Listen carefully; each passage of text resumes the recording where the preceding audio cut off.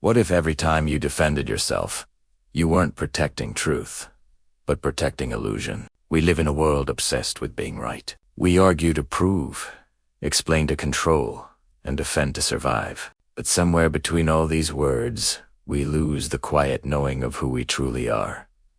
Alan Watts once said, "Trying to prove yourself to others is like trying to explain the taste of water to those who've never been thirsty." The ego, you see, is a fragile thing. It builds walls out of words, shields out of opinions, and a fortress out of fear. Every defense is a confession, a small whisper that says, "I don't feel safe being simply myself." But what if you didn't need to? What if silence was your greatest answer? What if peace came not from defending, but from allowing, from knowing that truth needs no witness? So tonight, let us walk into the heart of stillness, where the need to justify falls away, and only understanding remains. This is not a lesson in silence. It is an invitation to see that the self you rush to defend was never under attack. If these words resonate with you, if something in you feels the truth behind them, then take a breath. Unsubscribe not just to this channel, but to the deeper rhythm of awareness itself. And if a thought or realization awakens while you listen, share it in the comments. Your reflection might be the moment of awakening someone else was waiting to find now. Let us begin this journey together, not in defense, but in discovery. Chapter 1. The ego that fears silence. The ego is a strange creature. It lives not in the present, but in the echo of its own voice. It cannot stand silence, because silence reveals how empty its words truly are. From the moment you wake, the ego begins its song, 1,000 small defenses humming quietly beneath your thoughts. I must be right. I must be seen. I must not be forgotten. Yet, have you noticed? The louder the defense, the weaker the peace. The more we insist on being understood, the less we understand ourselves. Alan Watts often said, "You're under no obligation to justify yourself to anyone. Your life speaks louder than your explanations." But the ego doesn't believe that. It trembles in the space between perception and approval. It survives on attention, feeds on argument, and hides in the noise it creates. To the ego, silence is death, because in silence, it disappears. No mirrors, no reactions, no one left to tell it who it is. And so it fills the air with stories about who is right, who was wrong, what should have been said, what still must be proved. Every sentence becomes a small brick in the wall separating you from what is real. But here's the truth. The ego cannot bear. Reality needs no defense. The sky does not explain its color. The ocean does not justify its waves. And the flower does not argue why it blooms. They simply are, and that being is their proof. When you no longer need to defend your identity, you return to that natural state of being, a quiet alignment with life itself. Yet humans have forgotten how to be. We've become editors of our own existence, rewriting ourselves for approval, defending ourselves to survive. We wear our opinions like armor, and yet still wonder why we feel so heavy.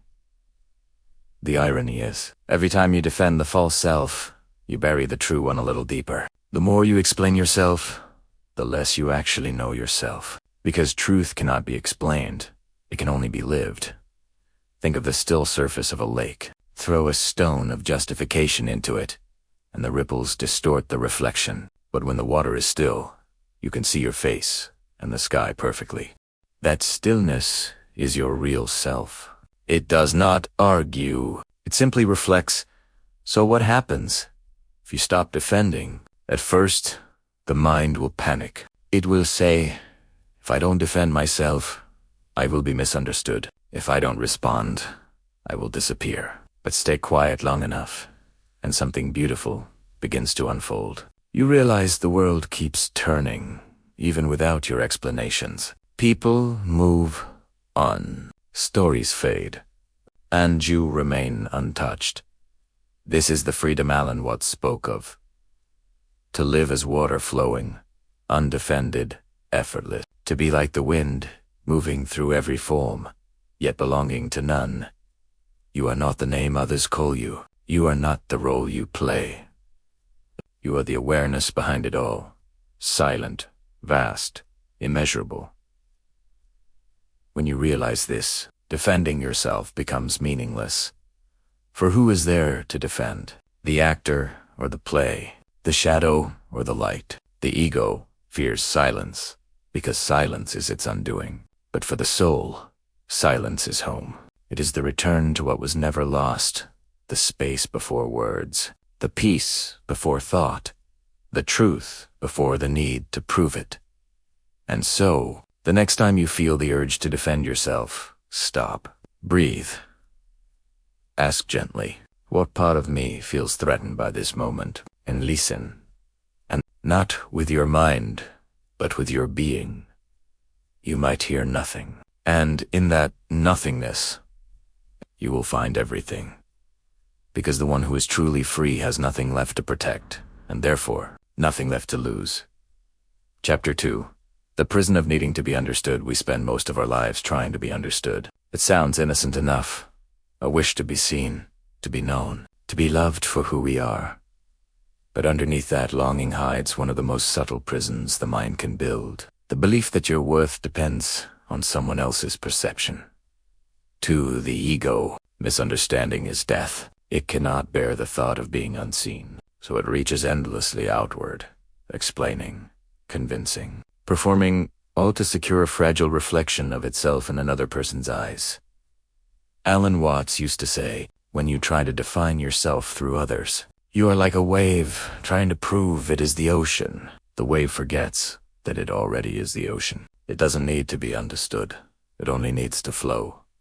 But we've been trained to fear misunderstanding. Since childhood, we were taught that acceptance is survival, so we learned to mold our truth into shapes that would be applauded. We edited our voices until our souls sounded agreeable.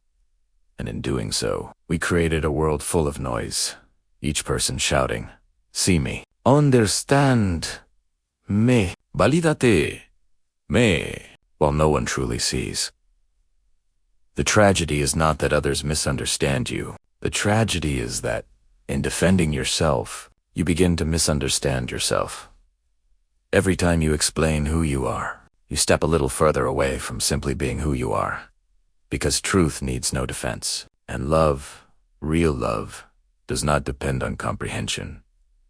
Think of a candle burning quietly in the dark. It doesn't demand that the shadows understand it. It doesn't plead to be seen. It just shines, and in doing so, it becomes its own explanation. So why do we beg to be understood? Because the ego is terrified of the unknown. It believes that if it cannot be labeled, it will cease to exist. But the soul knows otherwise. It thrives in mystery. It blossoms in the unseen. The need to be understood is the echo of an unloved self, a self that still doubts its own light. When you begin to trust your being, you no longer seek witnesses. You no longer chase agreement. You realize that what you are cannot be captured in a sentence, a title, or a reputation. Watts once said, "You are an aperture through which the universe is looking at itself." Tell me, how could something infinite ever fit inside another's understanding? Every misunderstanding becomes sacred then, because it frees you from the burden of control. You stop performing. You stop editing. You stop needing to convince. You begin to live like the wind moving through others, touching them gently, but never clinging. And when someone misunderstands you, you smile quietly. Because you know that the truth of who you are does not live in their perception. It lives in your presence. Imagine for a moment that your life is a poem. Not everyone will understand its rhythm. Some will misread its lines. Some will criticize its flow. But the poet does not explain his poem. Justo where it's and leaves the silence to say the rest. So live like that. Be the poem, not the explanation. Be the art, not the argument. You will lose many people this way, those who loved the version of you that agreed with their story. But in losing them, you will find yourself. And when you do, you will realize something profound, that peace has nothing to do with being understood. It is found in being real, even if that reality is misunderstood by all. Because to be truly free is to let the world think what it will while you remain unmoved. Like the mountain under passing clouds, you do not have to defend yourself. You do not have to make them see. Your being is already proof enough. The ones meant to understand you will feel you without words. The rest were never listening anyway. Chapter 3. The battle between truth and image. There is a silent war that rages inside almost every human being. It's not a war of nations or beliefs, but a battle between what is true and what is shown. Between the raw, quiet truth of your being and the shimmering mask you wear for the world. We call it identity. We polish it, protect it, display it, but the truth beneath it, the living, breathing mystery of who you are, remains quietly buried, whispering from the shadows. Alan Watts once said, "The reason you suffer is because you take your image for yourself." And it's true. Most of the pain we feel in life does not come from what happens to us, but from what happens to our image. Someone criticizes your work, and your image bleeds. Someone questions your worth, and your image trembles. Someone forgets your name, and your image dies a little. But the self that can be hurt was never the real you. It was only the mask, the echo of ego pretending to be eternal that you see. The image lives in time. It is made of memory, built from the fragments of the past. Your story, your titles, your face in the mirror. But truth lives in eternity. It is this moment raw, unshaped, untamed, and the two are constantly at war. The image wants to be admired. Truth wants to be free. The image seeks attention. Truth seeks silence. The image depends on validation. Truth needs none. And so, you live in tension, a pull between what you show and what you know. We spend years defending our image, arguing, posting, proving, forgetting that all the while, truth waits quietly beneath the noise, asking only to be felt. But the ego fears that stillness, because if the image falls away, who are you then? You are no longer someone. You are everything, and to the ego, everything feels like nothing. The irony is beautiful. In trying to make yourself something, you become smaller, but in letting go of the image, you return to the infinite. The image says, I am what they think of me. Truth says, I am nothing more, nothing less. Watch how the world feeds the image. Social media, careers, appearances, they all whisper the same thing. Be seen, be relevant, be important. And so, the soul becomes a performer, acting out its own worth on the stage of comparison. But even the greatest actor must one day step off the stage and face the mirror. And that moment, that quiet, trembling recognition is when awakening begins. You realize that every defense, every justification, every argument was never about truth. It was about preserving the image, because the image cannot survive exposure. It only exists in the eyes of others. Remove the audience, and it vanishes. But truth glows, even in the dark. It needs no witness. It is its own light. Watts would remind us that life is not a performance, it's a play. And the point of the play is not to win applause, but to remember you were the playwright all along. When you begin to live from truth, something magical happens. You no longer defend. You no longer perform. You begin to flow effortlessly. You stop chasing perfection and start embracing presence. Imagine a forest. Every tree grows in its own shape, twisted, tall, curved, or scarred. Yet not one of them apologizes for how it stands. They do not defend their form, they simply live it. That's what truth looks like in human form, a being who no longer justifies their shape. So ask yourself, what image am I still defending? Who am I trying to convince? And what am I afraid would happen if I simply stopped? You may find that nothing terrible occurs. The world moves on. The people who truly love you stay. and something quiet begins to rise inside. Peace. Peace is not the reward of being right. It is the gift of being real. When you no longer protect your image, you start to see how fragile it was. A sandcastle built by fear, melting the moment the tide of truth arrived. And yet, that tide, that washing away, is not your destruction. It is your liberation. You are not what you appear to be. You are the ocean behind the wave, the silence beneath the sound, the awareness watching the image come and go. Watt said it best. Muddy water is best cleared by leaving it alone. The same is true of your image. Stop defending it. Stop stirring it. Let it settle and clarity will appear on its own. Because what you truly are cannot be stained by words, cannot be broken by judgment, cannot be diminished by misunderstanding. The self you're trying to defend was never in danger. When you realize this, you stop fighting imaginary wars. You begin to live lightly, speak softly, and move freely. You no longer rush to prove your worth, because your worth has become so. You no longer demand understanding, because understanding is your natural state. And when someone challenges you, you no longer need to defend. You simply smile, for you know what they cannot see. That behind every argument, every judgment, every illusion of right and wrong, there is only the same stillness, watching through different eyes. That stillness is who you are, and it never needed defending. Chapter 4. The freedom in letting go of reputation. The ghost that follows us. Everywhere, you cannot touch it, yet you spend your whole life trying to protect it. You cannot see it, yet it dictates almost every move you make. We build it carefully, with words, with gestures, with silence. A fragile monument of other people's opinions that we mistake for our worth.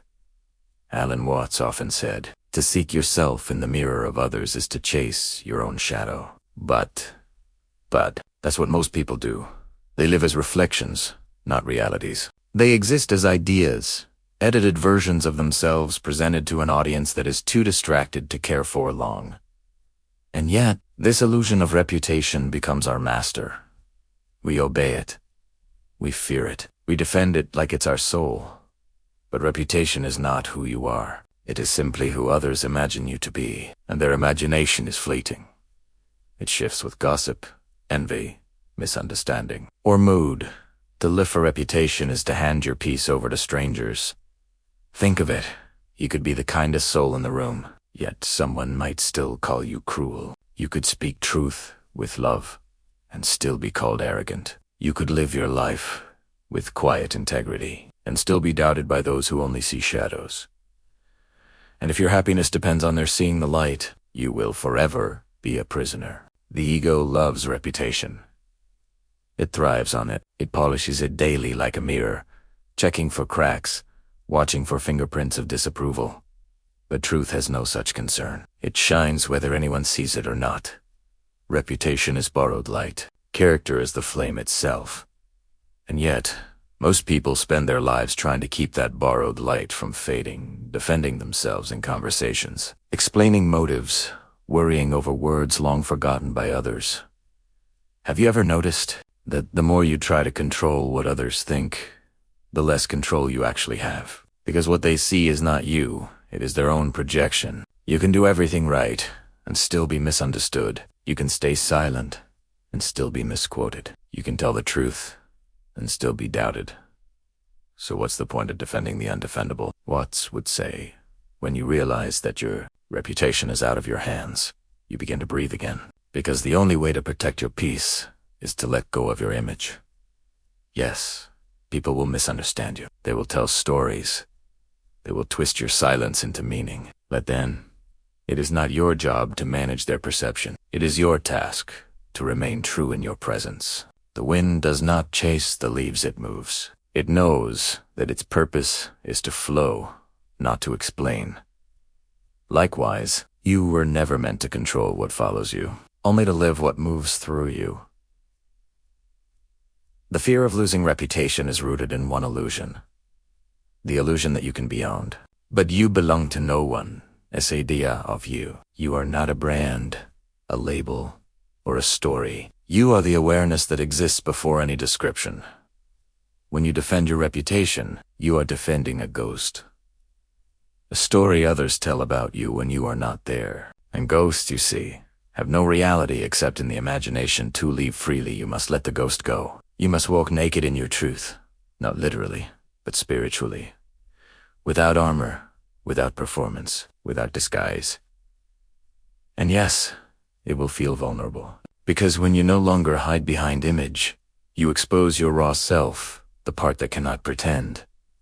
But in that exposure lies liberation, because you finally realize no one can destroy what you truly are. They can only misunderstand it. And misunderstanding cannot kill truth. It only reveals who was never meant to see it.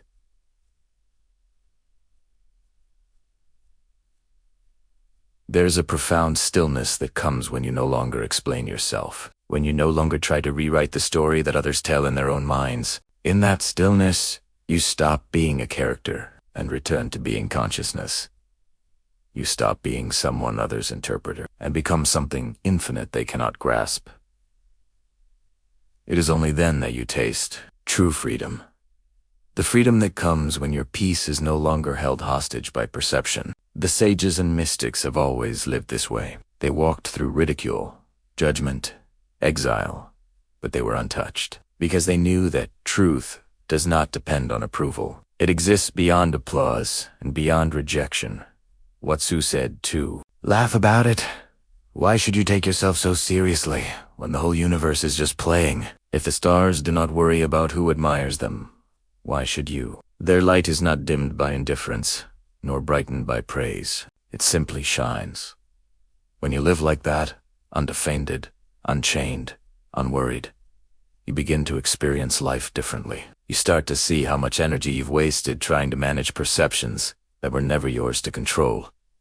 And in the absence of that struggle, a new energy appears vital, playful, creative, the energy of truth. You begin to speak without fear. You begin to act without overthinking. You begin to rest in the quiet, knowing that who you are cannot be lost. That is freedom. Not the kind that shouts, but the kind that smiles quietly in the midst of misunderstanding.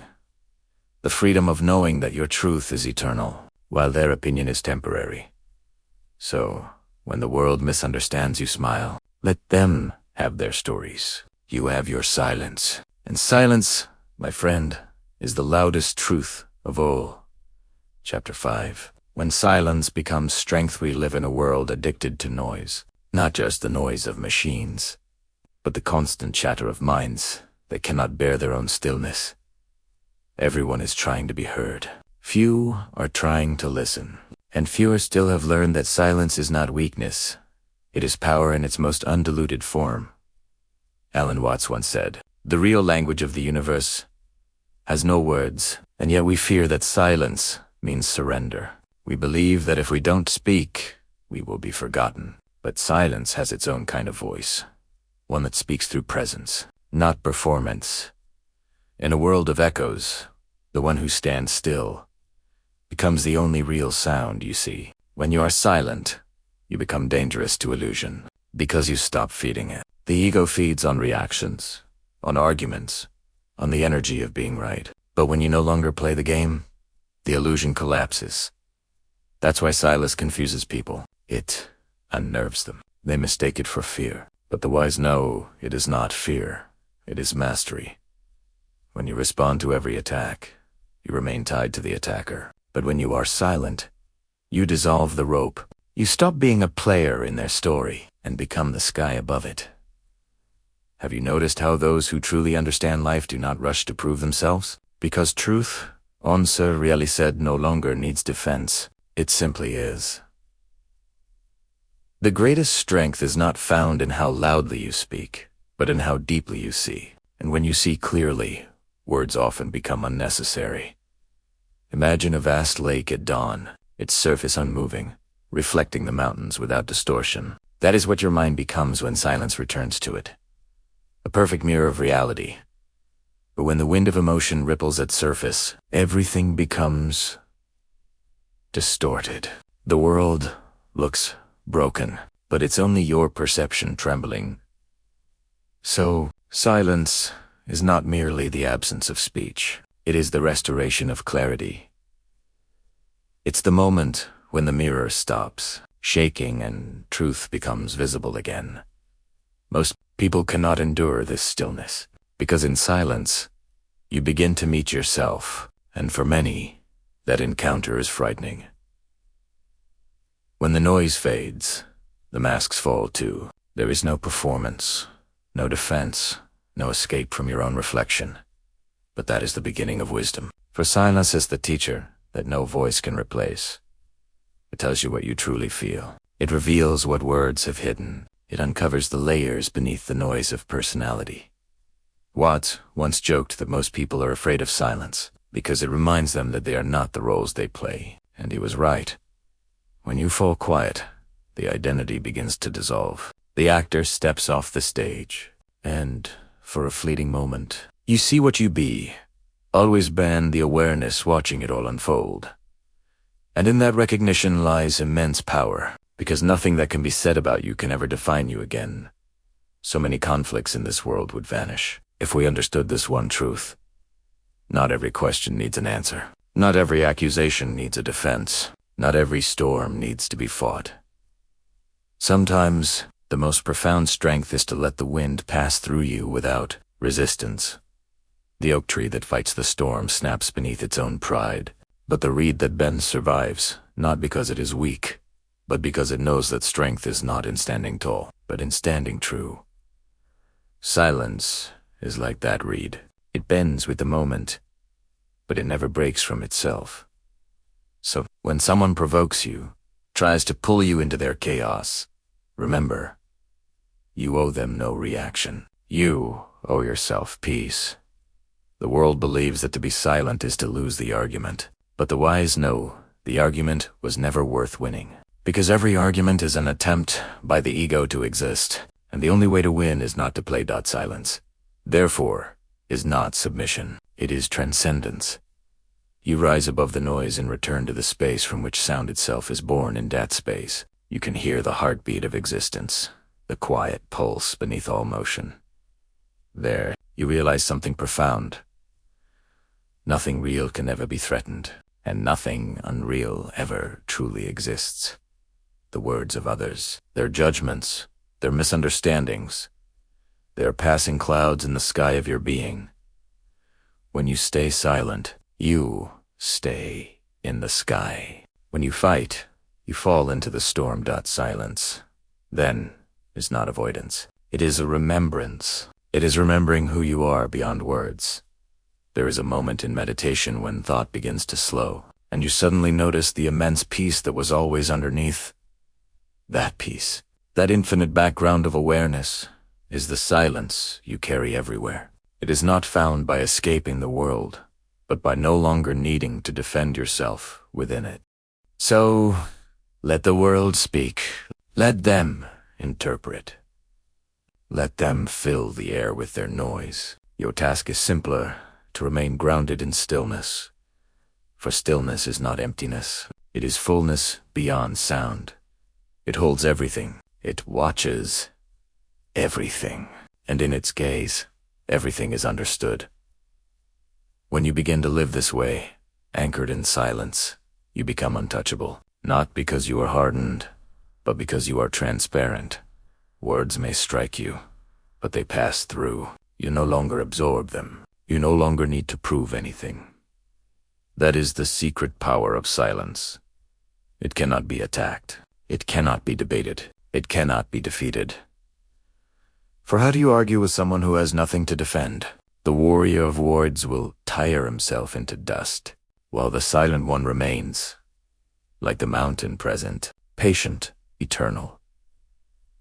This is what Alan Watts meant when he said, to understand silence is to hear the music of life. The sound of silence is the song of reality itself, a soundless symphony that underlies every word ever spoken. So when you fall silent, truly silent, you're not doing nothing. You are listening to the universe breathe.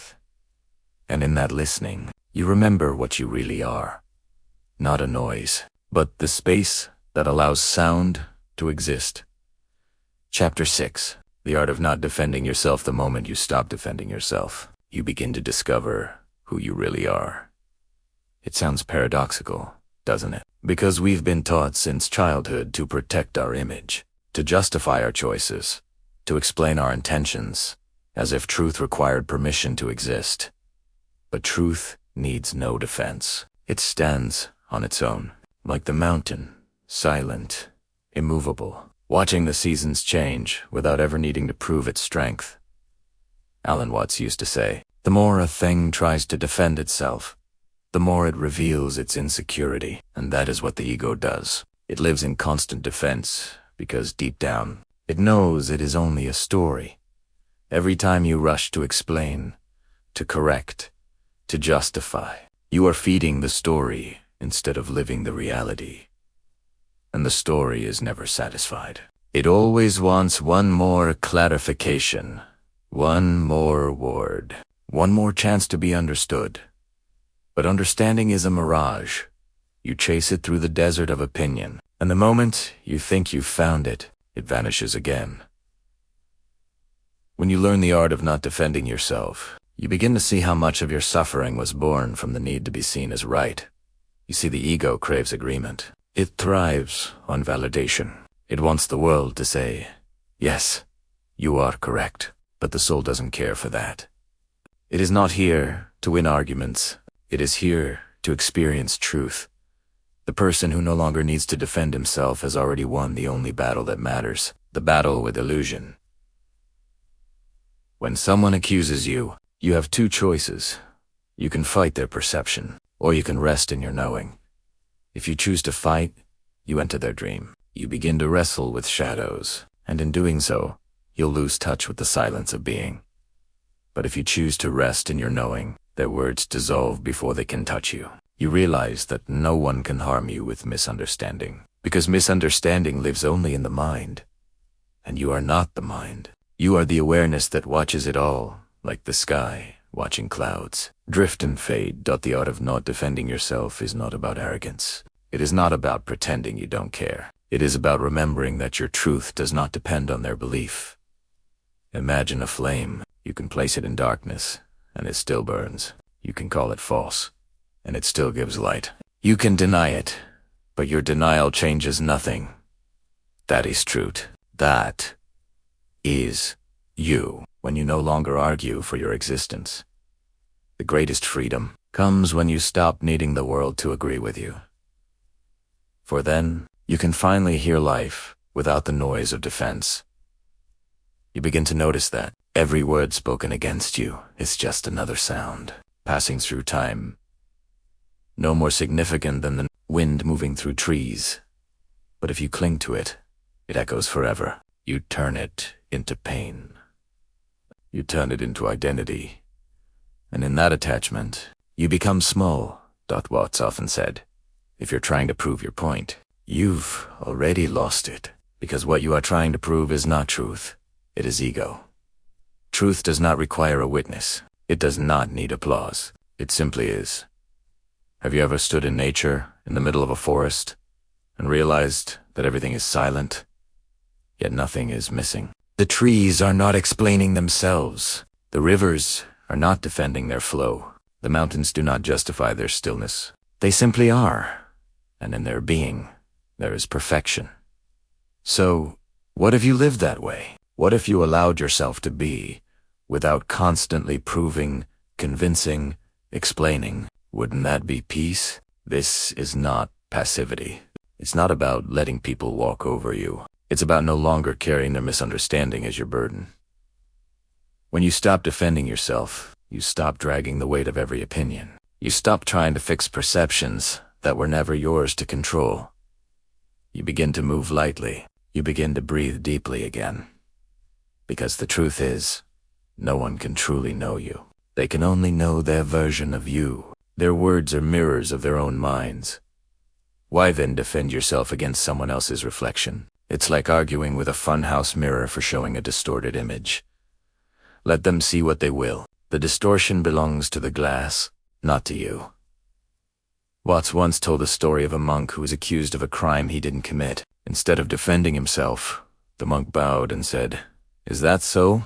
He lost his reputation, his followers, his place in the monastery. Years later, the truth came out, and the world apologized. The monk simply said again, "Is that so?" He had never left his peace. That is what it means to live beyond defense, to remain unmoved, not because you are numb, but because you are grounded in something that cannot be shaken. When you no longer defend yourself, you begin to see how little of life is personal. People speak from their own fear, their own pain, their own unhealed memories. They project what they cannot hold. And when you understand that, compassion arises naturally. You no longer see attackers. You see souls lost in misunderstanding. You see yourself in them before you woke up.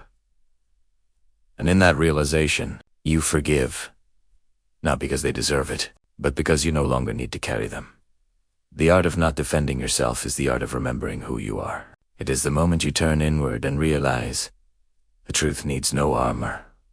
Like water, it yields, it flows, but it is indestructible. To live this way is to walk through fire without burning, because you finally understand the flames only touch what is false. When you stop defending, only truth remains, and truth is untouchable. So let the world speak. Let them misunderstand. Let them call you what they will. You are not their word. You are the silence beneath it. You are not their judgment. You are the space that allows it to pass. In that space, you are infinite, and infinity needs no defense. So perhaps, in the end, there is nothing to prove, nothing to defend, nothing to fix.